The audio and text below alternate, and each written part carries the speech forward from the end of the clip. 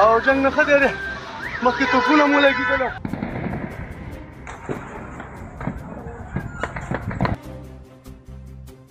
د پاکستاني ځواکونو او طالبانو ترمنځ تورخم کې سخته جګړه او د ټي ټي پي لخوا د پاکستاني پوځ د پوستو سقوط کېدل. جزئیات هم دلته وګورئ او چینل سبسکرایب کړئ.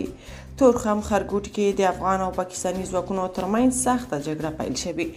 تورخم خرګوټي څخه عیني شهیدان وایي د طالبانو او پاکستانیانو ترمنځ هغه مهال جګړه رامنځته شوې چې طالبانو په سیمه کې د پاکستانیانو له لوري د پوستې جوړولو مخنیوی وکړ.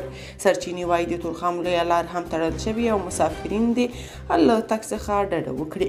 د سرچینو په وینا د دواړو لورو لخوا د سپکو درنو وسلو ګزارونه کیږي چې افغانستان لوري ته یو شمېر عام خلک ټپیان شوي او همداراز پاکستاني ځواکونو ته هم مرګ ژوبله اوښتې.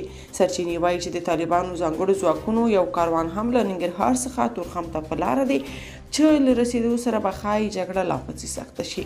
عام افغانان بیا له طالبانو ملاتړ کوي او ویلي دي چې باید پاکستاني لوري ته اجازه ورنه کړل شي تر څو صفري نقطه کې پوستې جوړې کړي، ځکه په صفري نقطه کې د پوستو جوړول غیر قانوني کار دی. بلخوا پاکستاني طالبانو د پاکستاني پوځ 2 پوستې سقوط کړي دي.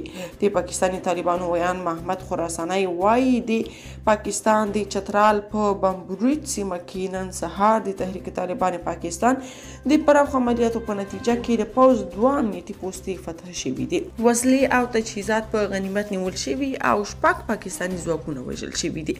یاده دې وي چې دا لومړی ځل دی چې د طالبانو د پاکستاني پوځ پوستې فتح کوي او چترال کې بریدونه کوي. تر دې وړاندې پاکستاني حکومت افغان طالبانو ته ګواښ کړی و چې د ټي ټي پي پر ضد ځپونکي اقدامات وکړي، خو ښکاري چې طالبانو یې خبره نه ده منلې.